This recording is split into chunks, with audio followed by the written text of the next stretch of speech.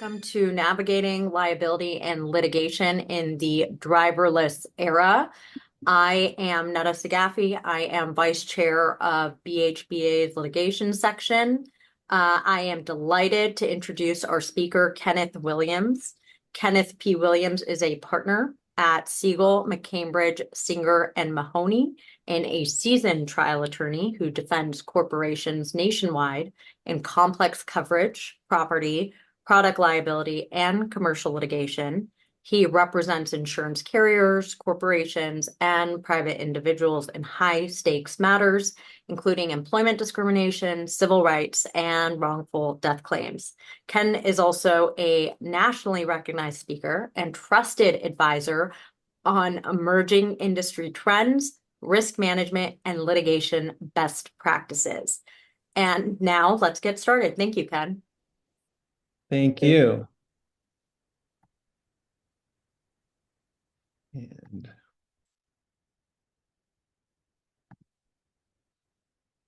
so good afternoon, everyone. And thank you for joining us for this very, I hope, very interesting topic. And typically I've started out this presentation in the past by discussing obviously my background, which you now have, and diving right into where we will go. Scope of issues today: what is an autonomous vehicle? What is the driverless ecosystem? The National Highway Traffic and Safety Administration, what is their criteria or level of automation? What are the key areas to be impacted by the driverless ecosystem? How does this impact data privacy and cybersecurity, which could be its own standalone webinar one day? And then we look at autonomous driving and digital disruption, cloud and satellite issues, and data considerations. But before we do any of that, how about a real life example that impacts virtually everything that I will discuss today? Hopefully many of you are aware that back in August of 2025 this year, it was reported that Tesla had experienced the first trial in its history concerning autopilot safety system. And this was the first trial that actually proceeded to verdict. The trial focused on a 2019 crash involving a 2019 Tesla Model S, a vehicle hopefully some of you are aware of or familiar with. This particular vehicle was featured with autopilot driver assistance software, and the driver who was utilizing the autopilot software was behind the wheel of the vehicle. However, he was distracted and he was doing other things behind the wheel of the vehicle when the vehicle, per the plaintiffs in the trial, malfunctioned and struck a parked Chevy Tahoe and killed two individuals who were standing outside of the Chevy. Interestingly, this case resulted in the jury concluding that the driver, which in normal jurisdictions in a normal accident case where a jury comes back and finds the driver 67% at fault, that would be very significant. In many jurisdictions, they would consider that a win as to the negligence of the driver. But they found the driver 67% at fault for compensatory damages. But the problem in the case is that the driver was a non-party, was not a defendant in that case.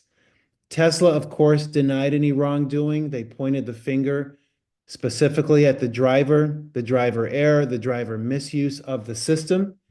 And obviously the jury came back and awarded a significant high nuclear verdict against Tesla as a result of that. So I wanted to throw that out as a real life example. And you may ask, well, why start with that? Tesla vehicles, like many other vehicles, contain advanced driver assistance systems involved. In your vehicle that you may have, it could be as simple as lane departure warning, cross traffic warning behind you. That little dot in the mirror, if you're going to signal your blinker and change lanes, and that little dot goes off. Some of our vehicles have systems where if you veer out of the lane that you're in, your steering wheel starts to vibrate. Perhaps you get a message on the dash right in front of your eyes that you're veering out of the lane. Some vehicles that you may have autonomous driving or semi-autonomous driving, where for moments in time on the freeway, you can take your hands off the steering wheel and the vehicle will maintain itself in its lane. I know that some systems, if your hands are off the vehicle too long, the vehicle will alert you to re-engage. In this trial, at the heart of this trial that I referenced, the driver did not re-engage and was relying 100%, allegedly, on the autonomous nature and systems of the Tesla vehicle. And obviously, a fatal accident resulted. So let's dive in. What is an autonomous vehicle? And many of you may have thoughts out there. Over the course of presenting this over the last 8 years, I've gotten a variety of answers on what is an autonomous vehicle. Some say, "Oh, it's a Waymo. I've taken a Waymo at the airport, and I've experienced a Waymo. I get in, it's a taxi, it's an Uber without a driver, and I can program in obviously my location, and the Waymo will take me to my location with no driver in the driver's seat. I'm in the back seat, and there is no ability for me to alter the path of the Waymo." Some have said in jest in the past that autonomous vehicles aren't those the flying vehicles? Aren't those the vehicles that'll just zip around and barely touch the road and they've got all this technology and loaded into them? Others typically fall in the middle. You know, there's autonomous vehicles that are loaded with sensors and cameras around them. In fact, as manufacturers today are developing what will later be known as fully autonomous vehicles, there are vehicles on the road that are learning and relearning and learning the environment. And what these vehicles are doing with all of their sensors and all of their cameras, they're trying to predict the environment and trying to learn the environment in such a way that one day vehicles will be able to react like humans would react, but the goal is to have the vehicles react better than a human driver would react. And so modern day, when you say autonomous vehicles, at least in terms of the systems and the technology, what we experience now with driver assistance systems in our vehicles, that is a precursor to what will later come to when the vehicles can fully operate and take you akin to a Waymo from point A to point B with no interaction and no engagement by the driver. So if we were doing this live, I would open up the chat now to hear what your thoughts on a fully autonomous vehicle. Some of this data dates back to what we were looking forward from back in 2019. Back in 19, which seems, pre-COVID, Google and its spinoff Waymo and Uber and GM all plan to have fleets of autonomous vehicles at that time deployed in various U.S. cities to provide on-demand rides for passengers. The goal was to eliminate the cost of the driver, and these rides were expected to be far cheaper than what we now know as Uber or Lyft rides. The hope back in 2019 was that these vehicles would be in mass production and on the roads in 2030. The reality is, between 2019 and 2025, with the vast introduction of electric vehicles, the furthering in technology of Tesla vehicles, 2030 is no longer an achievable target. And now industry experts are looking at 2035 or perhaps 2040, because many of the things that have to happen to accommodate these vehicles on the road is not happening and is not poised to happen right now. One of which has nothing to do with the vehicles, but has everything to do with the vehicles, and that's infrastructure. Imagine predicting a world where it's going to be announced in a few days on New Year's Eve that starting in 2026, on your local highway in your town, there's going to be autonomous vehicles and there's going to be self-driving vehicles. One of the challenges immediately would be for January 1st, 2026. Well, wait a minute. Are the drivers of the self-driving vehicles, how are they going to know and recognize the autonomous vehicles? And conversely, how will the autonomous vehicles know and react to the self-driving vehicles with various individuals with various driving habits? And how can the two vehicles coexist within our current infrastructure and within our current roadways? it would be very challenging. And the difficulty is when you pair a self-driving vehicle driver, and I would venture to say all of us on this webinar have very different driving skills and driving aptitudes in terms of how we employ our vehicles on the road. When you match those with fully autonomous vehicles, the autonomous vehicles have to be able to act and react in real time, not only to the roadway, not only to road conditions, not only to traffic patterns, not only to weather, not only to when the school bell rings and now there's greater traffic on the road because of schools letting out, not only to mornings and evenings and night weather, not only to mountain roads and everything else, but autonomous vehicles would have to, by nature, be able to react in real time to a drunk driver, a speeding driver, a careless driver, a driver who's eating while driving and not paying to the attention to the road, a driver that fails to stop at an intersection or races through an intersection because that driver believes that he or she can make it through the intersection.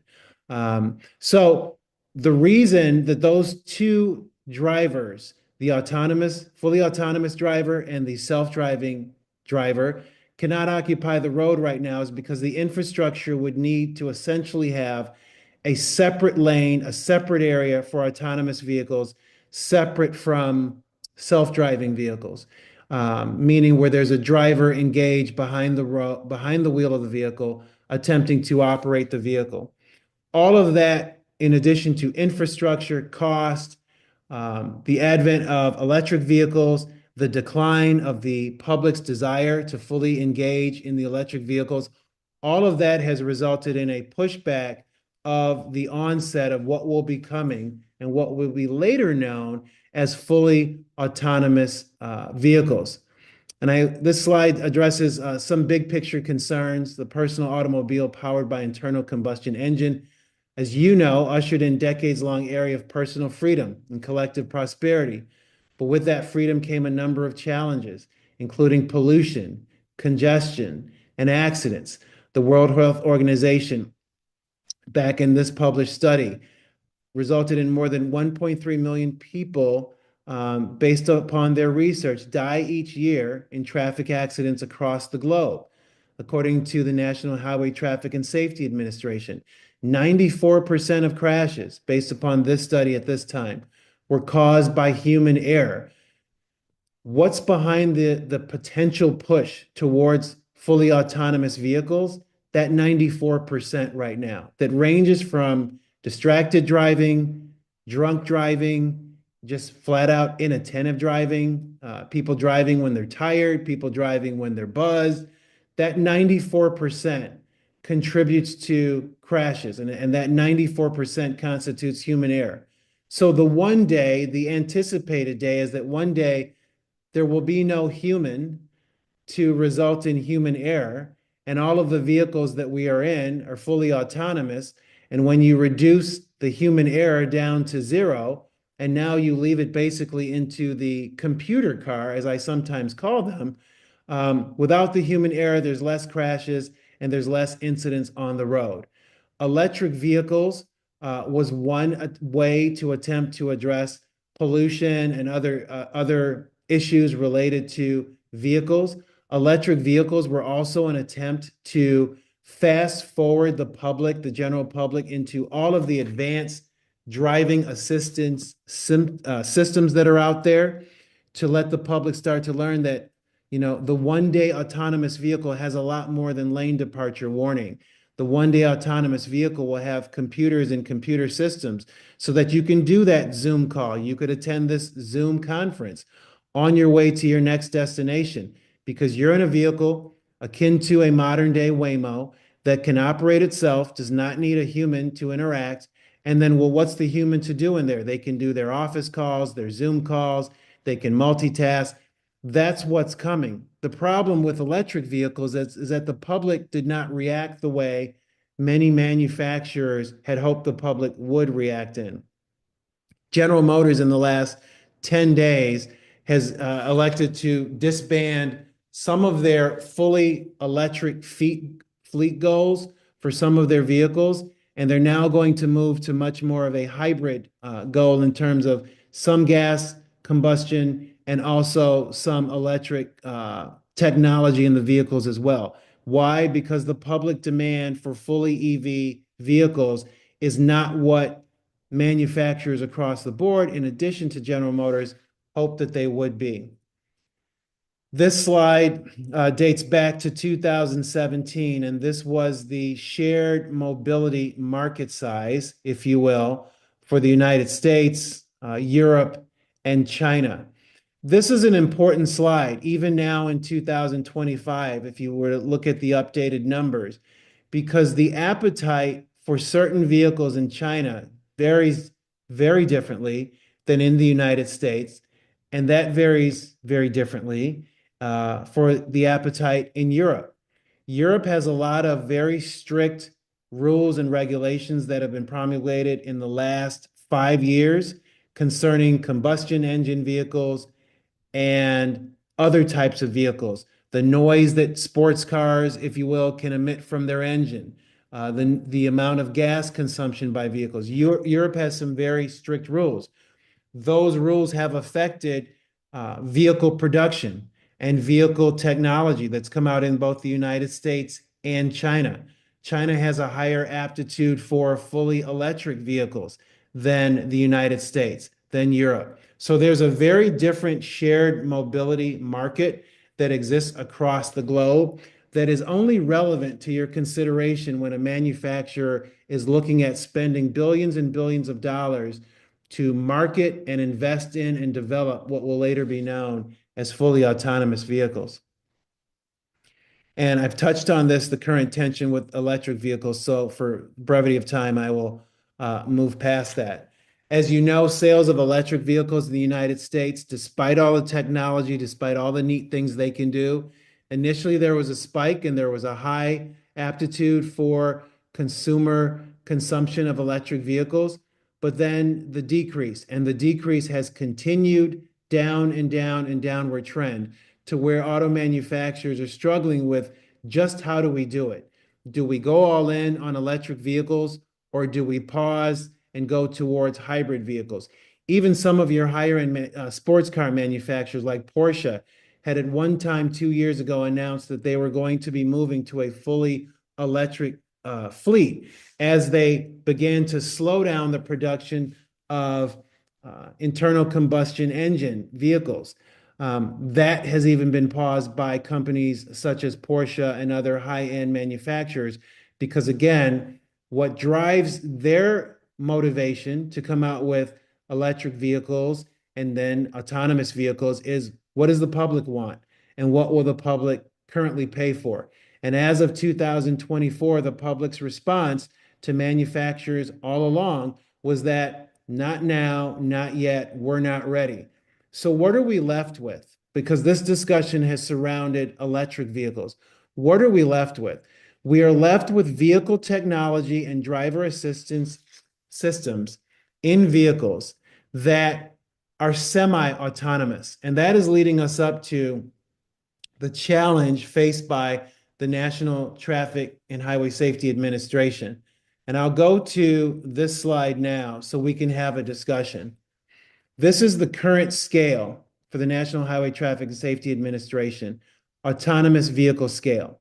And I will shortly tell you why there's a missing number and a missing scale from this current chart.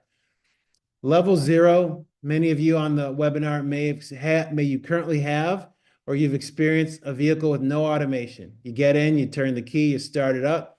Maybe you like driving a manual, maybe you like driving automatic, but there is no automation. Some vehicles that some drivers like, there's no ABS, there's no lane departure warning, there's no backup camera. Maybe some of you learned on those vehicles, and maybe some of you on this webinar have never ever experienced a vehicle and wonder, why would a human being ever drive such a vehicle? Well, level 1, according to the National Highway Traffic and Safety Administration, is a vehicle that is controlled by a driver. So there is a driver that has responsibility for controlling the vehicle. But this vehicle has some driving assist features. Cruise control, the advent of cruise control, the advent of radar cruise control, where the vehicle, while it's in cruise control, has a camera, has a radar, and it can detect a vehicle ahead of it and alter the speed without the driver having to engage. But level one, the driver is still fully engaged and fully responsible.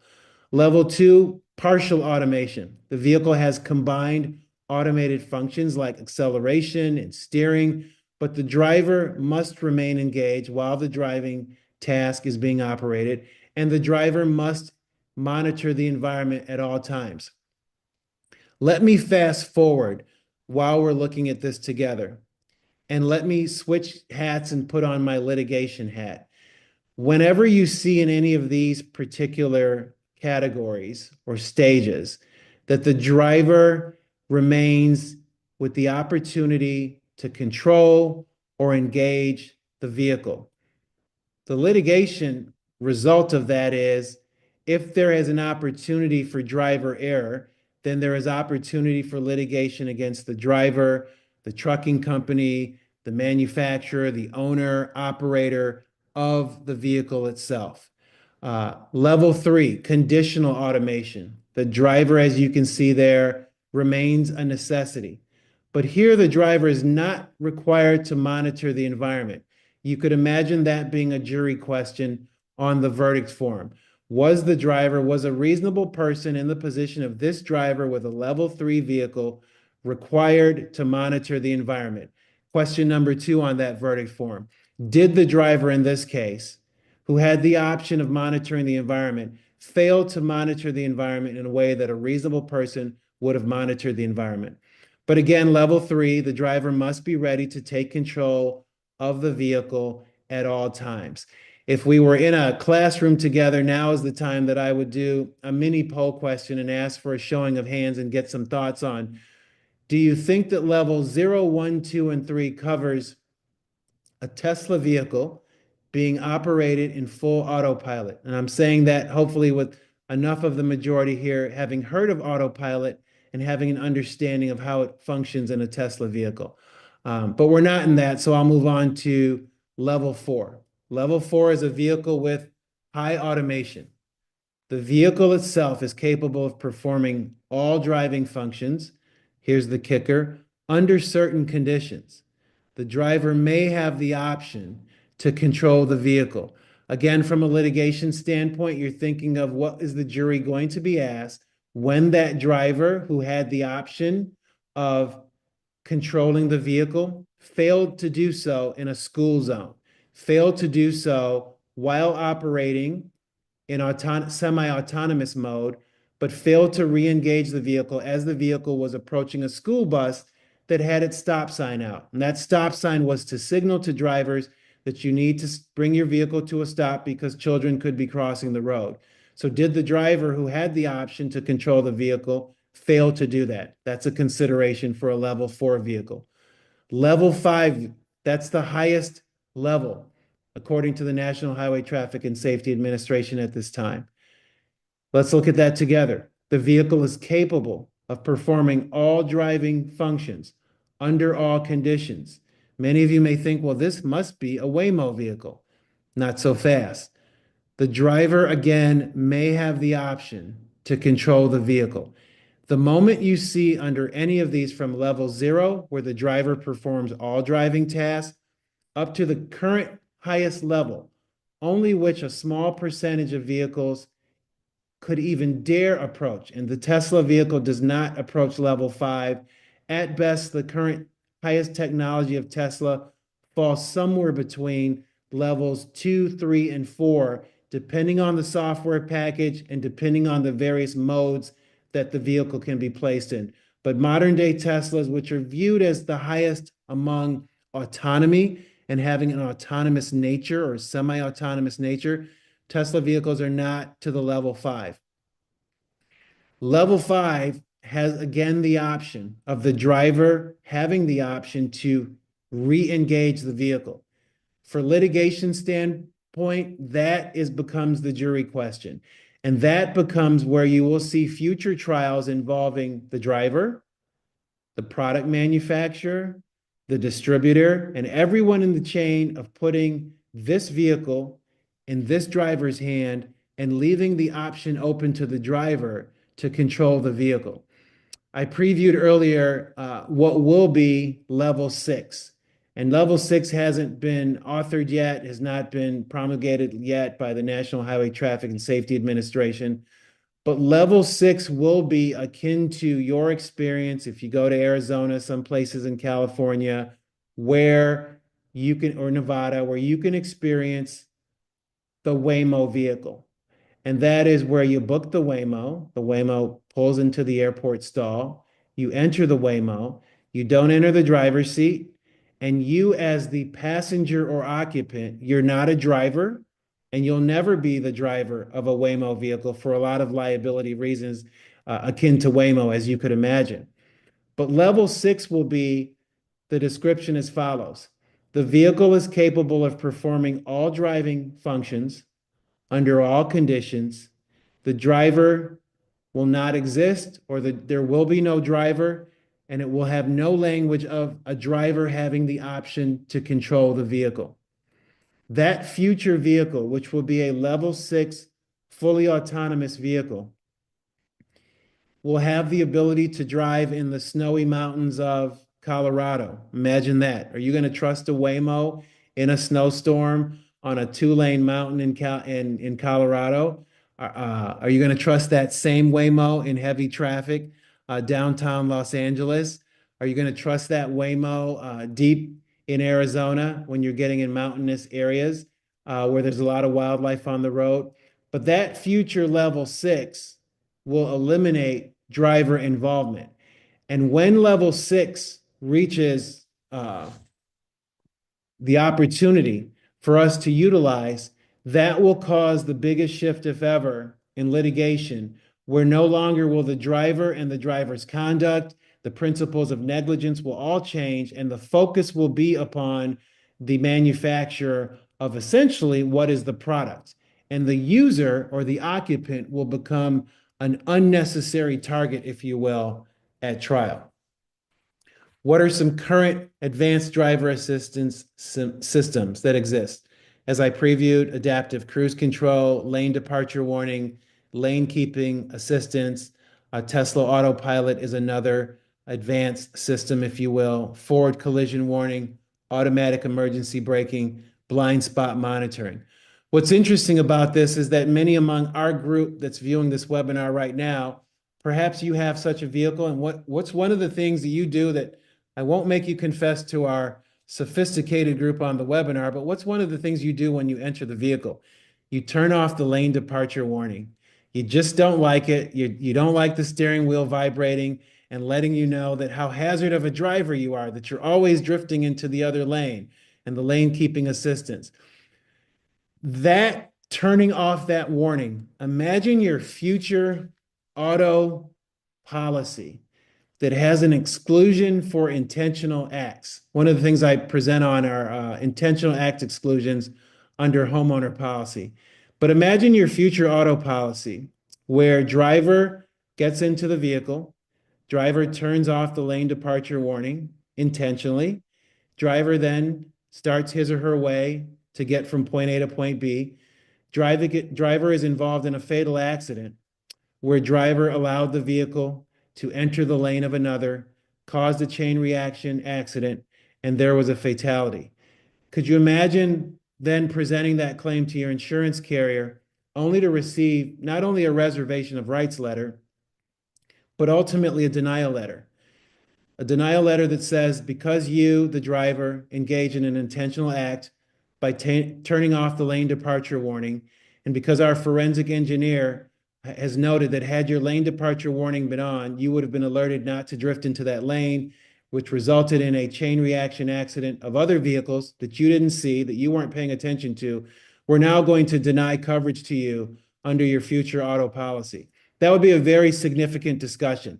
If those types of denial letters existed today in the remainder of 2025 into 2026, the entire litigation atmosphere would change. The amount of coverage, lawsuits, coverage investigations, the retention of driver A or driver B of a forensic expert to defend the driver's conduct against his or her own carrier, the scope of litigation would change. That's all a preview of the type of litigation that's coming, But the type of litigation that's coming, different from the Tesla lawsuit earlier this year, is going to be heavily focused solely against the manufacturer and less focused against the user, what we now know as the driver of the vehicle. What are the implications for using these particular systems? Well, this is very interesting because bullet point number 6 down, researchers at the AAA Foundation collaborated with Virginia Tech Transportation Institute to analyze video of on-road behaviors of two groups of drivers using advanced driver assistance technology. Individuals in one group owned a vehicle equipped with, let's say, a high level of ADAS systems and had more experience using the systems while driving. The other group was given a vehicle equipped with the ADAS systems to use during a 4-week period, but they had less experience with the technology.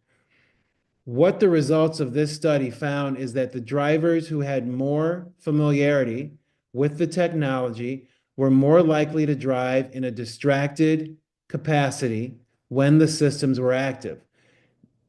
That may seem very interesting as just the results of a study, but the trial lawyer in me says that's going to be an entire discussion in front of a jury when you have a case against the product manufacturer where the driver engaged in distracted driving, more prone to look at that email, more prone to look at that text message because, hey, after all, they had the vehicle in semi-autonomous mode. The vehicle would alert them if they were going to veer out of their lane. The vehicle would alert them if they were driving too close to the vehicle ahead of time. The future litigation surrounding this will be essentially whether or not the product manufacturer failed to warn the user of the vehicle of the propensity for distracted driving while using the technology.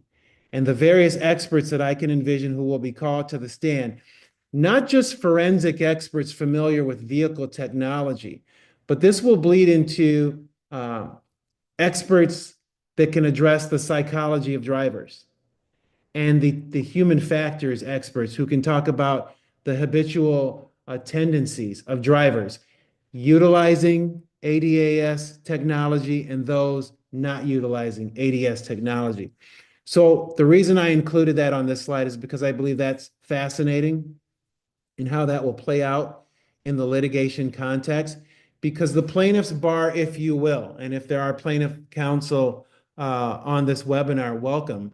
And feel free to weigh in at some point later on down the road with me. But my vision is that the plaintiff's bar will be looking at the failure of the manufacturer to warn the user, who will be the driver of the level 5 vehicle, not level 6, because level 6, in my opinion, will have no driver engagement, but failed to warn the user of the vehicle of the propensity for things like distracted driving. And if you have a jury that concludes that that manufacturer should have had better warnings, better instructions, better training classes before you take home your level 6 or your level 5 Tesla, you attend multiple training classes, you're educated on the psychology of distracted driving. Until you have a jury that's willing to give a manufacturer a pass, which is rare nowadays and is going to be rare in the future, that's going to be heavy in the litigation space. So I offer that to you for your consideration in this atmosphere. The driverless ecosystem, the best way to boil that down is this. Ultimately, the level 6 cars and all of the data that they consume while they're being operated autonomously upon the road, they must essentially send to a hub, a data center, if you will, all of their experiences on the road. Here's the roadway, downtown Los Angeles, during 4 p.m. traffic through 6 p.m. traffic, during this type of season of the year, with this particular glare from the sun. That data center will then in turn recommunicate that information to other autonomous vehicles on the road. So what will happen over time is that the vehicles themselves, not only through their sensors, through their cameras, have to learn the environment, but there's going to be shared communication among vehicles for the learning of their environment. That's going to impact cities. That's going to impact city government, state government, federal government. Will there be a federal government? Will the National Highway Traffic and Safety Administration become now a separate wing of the government that governs the data shared between future level 6 vehicles? Why will that data be important? Why will that information be important? Because the day when a level 6 vehicle fails, it fails from a product liability standpoint, and it fails by causing an accident. It fails by veering into the lane of a semi truck, and that semi truck then spins out of control and causes a massive accident on a snowy road, on a dry road. The push for the data and the push for the information from the product manufacturer is going to be huge. And so looking at bullet point number 3, government regulation. As of this is as of 2023, there was no central governance over driverless cars and standards and regulatory frameworks. Those are still being evolved to ultimately make the one-day implementation as smooth as possible. California had a rule back in 23 that driverless cars, and that's not level 6. I want you to remember that. That's not level 6, but driverless cars still needed to have a steering wheel so that a human driver can take over at any time. Why is that?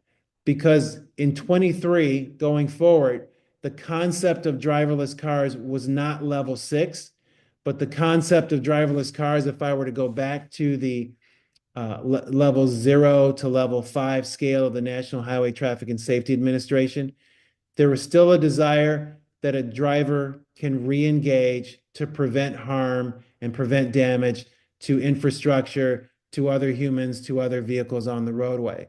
So the coming infrastructure changes will create challenges. It'll create challenges to states. It'll create challenges to how much states seek to invest state money, roadways, traffic lights, smart lanes, sensors on the roads, traffic cameras. Will that be a state function? Will that be a federal function? If it's a state function, it's going to be left to the state to regulate and to dive in with all of the heavy regulations once you cross the roadway into California versus crossing the roadway into Nevada. If this becomes a federal issue, and like the FAA over planes, then who should bear the costs? Who should bear the costs? So that's just an interesting question at this time on this side of the scale where we don't have level 6. Who should bear the cost? And when level 5 vehicles start to go into mass production, again, the thought process now among manufacturers that's somewhere between 2035 and 2040. When level 5 vehicles are out, the question will be how much responsibility, how much residual responsibility in a level 5 vehicle will still spill into the driver's hands. And that's going to be the litigation question. That's going to be the insurance question. That's going to be the reservation of rights discussion in the reservation of rights letter. That's going to be very germane to the coverage denial issue for this particular accident on this particular roadway with this particular vehicle. Those are very heavy considerations. And again, state governments, insurance carriers alike need to get out in front of what's coming and need to get out in front actively in what's coming because the technology is moving so fast now, the infrastructure being slow to respond, government mandates and government restrictions being slow to respond. The last thing you would want are level 5 and level 6 vehicles on the road with very minimal regulation in terms of how that's going to all play out, which in the end will result in juries passing massive nuclear verdicts against product manufacturers and anyone else that the plaintiff's bar can seek, rightfully so, with no regulation and no standards against any other pocket that would have to contribute to payment for such a verdict.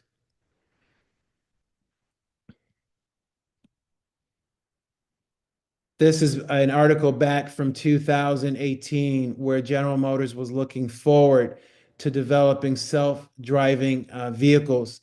But they knew back in 2018 and 19 that there was a significant long road ahead. And General Motors, like other corporations, the hope was that stage one would be the mass production of electric vehicles. Stage two would be moving to level 4 or 5 autonomous vehicles. The goal was to get the public very comfortable with and very reliable on electric vehicles with all of the technology. And then the electric vehicles at their height would simply be a software update away from being fully autonomous, akin to how your Tesla that you pick up is a software update away from being a fully autonomous vehicle, or better put, able to operate in some circumstances in an autonomous or semi-autonomous mode. So how does all of this impact insurance, data privacy, and cybersecurity?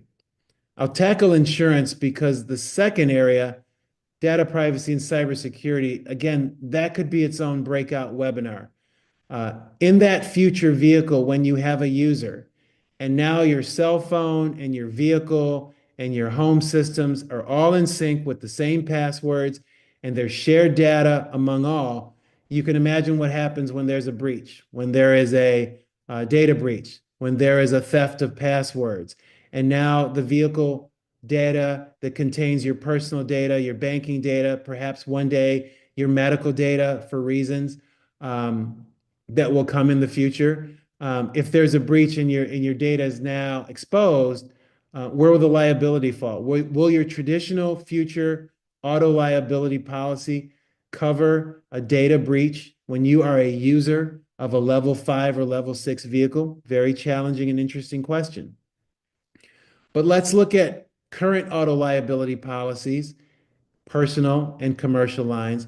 What are the coverage implications? What are the exposure implications for using when a driver becomes a user, or a driver thinks they're a user because they put the vehicle in semi-autonomous mode?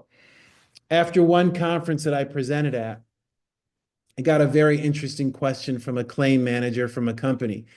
And she discussed a claim where there was an allegation that their insured was driving drunk and resulted in an accident, and the drunk driving resulted in an accident. It turns out that the insured's defense was this: he knew he was drunk when he left the bar, but he had engaged from the bar the full autonomous mode of his vehicle, of his Tesla vehicle, to take him from point A to point B. So his goal in knowing that he was intoxicated was not to drive the vehicle, but it was allow the vehicle to drive him from the bar establishment to his desired destination. It was his defense that the vehicle somehow failed, resulting in the accident. When officers arrived on the scene, found the condition of the driver, who again, in his mind, was claiming that he was only a user and did a breathalyzer, he was arrested for drunk driving. The carrier paid the claim without investigating the potential issues that the driver was attempting to raise, rightfully or wrongfully. How successful will you be as an intoxicated driver to program your vehicle to take you from point A to point B, to engage the significant technology that your vehicle has? That's probably another jury question for another webinar for another day. But the point of the discussion after this conference was that this claim manager knew that with the coming changes in technology, there had to be part of the investigation by her liability team had to be in to whether or not the user, the driver, had engaged any of the technology systems in the vehicle. Were any of those systems in operation at the time of the collision accident? And if so, how much residual responsibility rests with the driver versus did the driver engage in anything where the driver could actively and truthfully rely upon the vehicle system?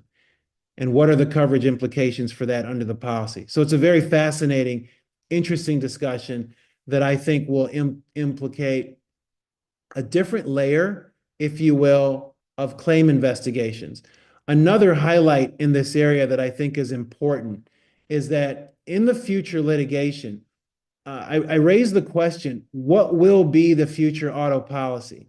When you look at level 5, and then you look at what I've advanced to be level 6, will you be able to go to any of the major carriers? Will the commercials on TV even remain the same? And will you have a future personal auto liability policy? If you're just a user of what's essentially a computer vehicle, will your traditional auto policy apply? I think if you're levels 1 through 5 currently, and if there's an opportunity for the driver to re-engage, then the driver obviously has to have some type of liability policy for protection in the event of an accident.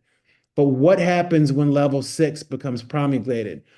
If you go to your Audi has a commercial that they've long had for the last 4 years on their future fully autonomous vehicle that you can simply program to show up at your house, take you from point A to point B, and do other things while you are at point B, return to you, and take you and any passengers back to your home or any other desired location. If you're simply a user, will you need a personal auto liability policy? Or will that policy completely change and become almost akin to a homeowner policy in the sense that it covers you in the event of any product failure, it covers you and your data against any cybersecurity issues, and it covers you in a different format than it would cover you if you were a driver of the vehicle? And what will be the pricing of that policy? And how will that be competitive? Those are all very significant questions I think that insurance carriers will face, hopefully very aggressively in the next 5 years and well ahead of 2035 to the 2040 territory. We've discussed infrastructure. The digital disruption issue is the data from the vehicles going up and down from this ultimate cloud, where the vehicles learning of environments, learning of driving habits, and shared communication with other autonomous vehicles. What happens if that system were to get compromised? Or what happens if there's a failure from the communication of data from the cloud back to the vehicles? So just so that you're not thinking that this is too far in our thinking, if I'm in a level 6 and I'm downtown LA going to an event, and you're in a level 6 vehicle, and let's say that you are 8 to 10 vehicles ahead, I absolutely want whatever your vehicle is learning on the road that could be a hazard.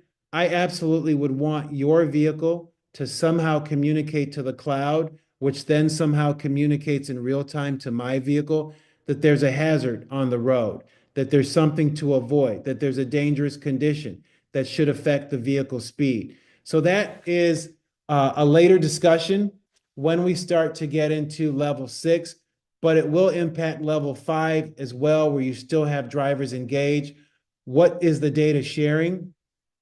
Another issue concerning data is when you get into the territory of litigation, how easy will it be for the major auto insurance carriers under their present posture to secure information from manufacturers such as Tesla, Volvo, General Motors, so to speak? One of the issues that I didn't go into on purpose concerning the Tesla trial that reached a verdict through the jury, where the jury again found the driver 67% at fault for his conduct, but the remaining percentage, they really returned a nuclear verdict against Tesla, the product manufacturer. One of the issues that the plaintiff attorneys advanced in that case was that Tesla did not turn over in the due course of discovery all of the relevant data for the autonomous driving features of their vehicles, and that blockage during discovery prohibited the plaintiffs from making certain additional assertions against the failures of the Tesla self-driving mode. Like any discovery battle in any litigation that later becomes important, it's always highlighted during trial. But that was a consideration in that trial, and that will absolutely be a consideration when insurance carriers are filing subrogation lawsuits and they're seeking to recoup damages paid out to their insured in the event of what essentially is a product failure. So I offer that for your consideration as well as a part of this discussion. The history of the vehicle industry, no need to really engage in that today. Early technology advances, no need to engage in that today. And then the impact of driverless vehicles. We've touched on that through a number of avenues. Again, looking forward to levels 4, 5, and 6 vehicles. And again, level 6 is my term of art. The highest two levels, according to the National Highway Traffic and Safety Administrations, are level 4 and 5. I would argue that Tesla, even in its best software download, partially self-driving mode, falls somewhere between level 3 and 4. Would love to have a discussion with any of you later on that, because I think even that discussion is fascinating and has a lot of implications, if you will. We discussed briefly how vehicles drive autonomously. We discussed the scale. I think the scale remains very important, and levels 3, 4, and 5 are going to be the focus of vehicle production and also litigation, and also how to price your future auto policy, and how to redraft and retool what a future auto policy will be. I think it will implicate insurance brokers, commercial policies.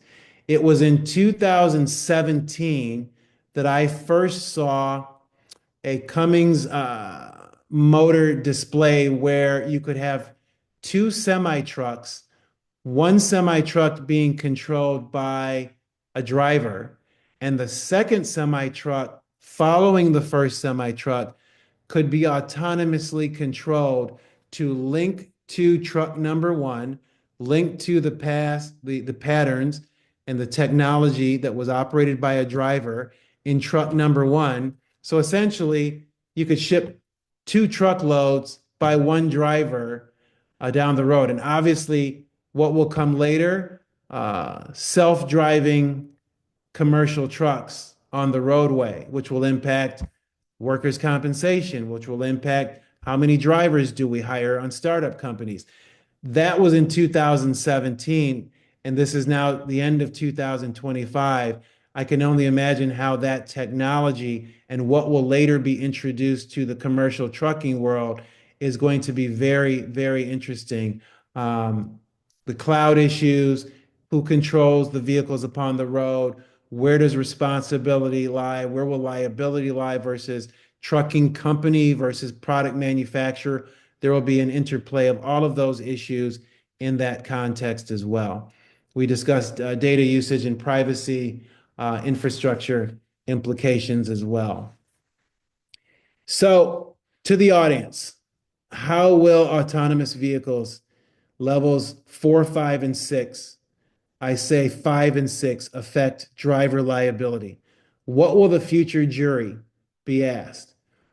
We could spend another breakout session just discussing jury selection in this context, and you can imagine how your future jury is going to vary greatly on those who absolutely would use an Uber in a new town, or absolutely have no problem getting in a Waymo vehicle and going from point A to point B, versus the jurors that want nothing to do with autonomous vehicles, don't want anything to do with the advanced systems in vehicles, and simply want to be a full-time, fully engaged driver in the car. That's going to be a challenge for future trial counsel in picking juries in this space. What will happen to traditional negligence principles? Duty, who will retain the duty? If the driver is not a driver, but the driver is a user, or if the driver only has limited circumstances when the driver can re-engage, what will constitute a breach of that duty, and if so, by whom? Causation and damages. The issue of fault and causation. Do we need to rethink the concept of liability? Obviously, everything that I've voiced thus far, I think we do. Liability of manufacturers. Essentially, when you have a user of a level 5, 6 vehicle, if I say level 6, liability will shift from the driver focus to the manufacturer focus. So now you have product liability principles applying in the context of autonomous vehicles and autonomous vehicle litigation. Will liability shift from the driver to the manufacturer due to the autonomous nature of the vehicle? Absolutely so. Another breakout session would be a discussion of product liability law, states adopting strict liability, states rejecting strict liability, jurisdictional differences in case law among judges across the United States. What will happen? Will strict product liability claims eliminate negligence? Negligence is the failure to warn. Will that only fall under strict product liability principles? Defects and defectiveness, human computer data interaction, and then another breakout session would be government regulations in this context. And that's what we've just touched on, the liability of the manufacturers, product liability law. Government regulations, just touch very briefly on this. It's going to be very interesting.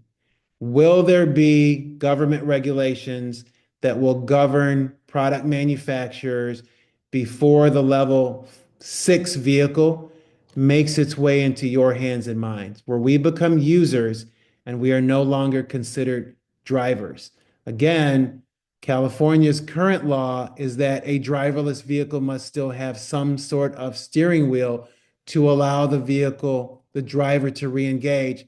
That doesn't apply to a Waymo because there is no driver outside of the computer in a Waymo type vehicle. Will there be state statutes? There'll have to be. Will federal law trump state law in this context? Very interesting discussions. That's why that would be its own separate breakout session in the future. Coverage issues for insurance carriers, the driver. Will there be a driver?